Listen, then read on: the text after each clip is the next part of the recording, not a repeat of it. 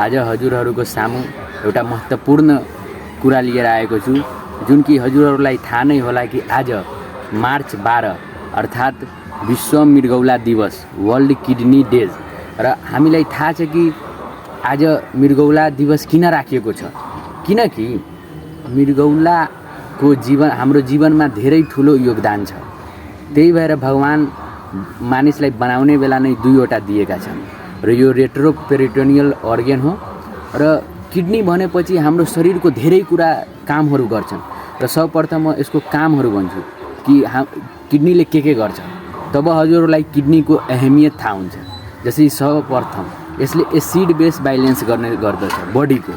बडीमा जति पनि कुनै बेला एसिडिक कन्डिसन भयो, हाइपर एसिडिक भयो, त्यसलाई फिडब्याक मेकानिजमद्वारा त्यसलाई न्युट्रलमा राख्ने गर्छ। र बेस बढ्यो भने अल्काली बढ्यो भने त्यसलाई के भन्छ, त्यसलाई न्युट्रलमा राख्छ के। र अर्को तपाईँको यसले ब्लड प्रेसर मेन्टेन गर्छ, अर्थात् के भन्छ यसलाई लङ टर्म बीपी मेकानिजम अर्थात् रास सिस्टम, रेनिन एन्जियोटेन्सिन एल्डोस्टेरोन सिस्टम, रास सिस्टम भन्छ। र अर्को चाहिँ यसले इरेथ्रोपोइटिन हार्मोन निकाल्ने गर्छ, जसले रेड ब्लड सेललाई फर्मेसन गर्ने गर्छ। र अर्को भनेपछि यसले टेम्परेचर पनि रेगुलेसन गर्ने गर्दछ। र अर्को यसले वाटर बैलेन्स गर्ने गर्दछ। र अर्को यसले बडीको कुनै पनि टक्सिनलाई बाहिर निकाल्ने गर्दछ।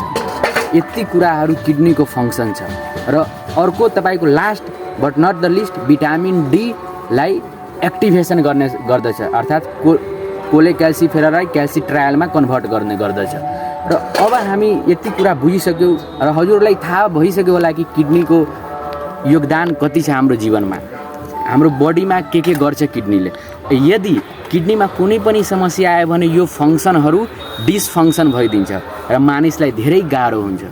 र अब आज विश्व मृगौला दिवसको उपलक्ष्यमा मुटुको त फङ्सन बुझ्नुभयो, अब मुटुलाई स्वस्थ कसरी राख्ने, मुटुलाई स्वस्थ राख्नु पर्यो, किनभने यति फङ्सनहरू डिसफङ्सन भइदिन्छ। यदि मुटु बिग्रियो भने रेड ब्लड सेल बन्दैन, मुटु बिग्रियो भने बडीको टेम्परेचर रेगुलेसन हुँदैन, बीपीको म्यानेज हुन सक्दैन, त्यो एसिड बेस ब्यालेन्स हुँदैन, टक्सिन रिमुभ हुँदैन, त्यसैले रेनल डायलिसिसतिर जानुपर्छ। र अब कसरी मेन्टेन गर्ने किडनीलाई राम्ररी कसरी राख्ने, त सबभन्दा पहिला हाम्रो भगवानले नै हामीलाई दिनुभएको छ पानी अहिलेसम्म पनि फ्रीमा नै पाउँछ। र यो पानी फ्रीमा किन पाउँछ, किनभने यो भगवानले यति ठुलो योगदान छ पानीको नि। यदि पानी मात्र पियो भने हाम्रो किडनीमा स्टोन हुँदैन।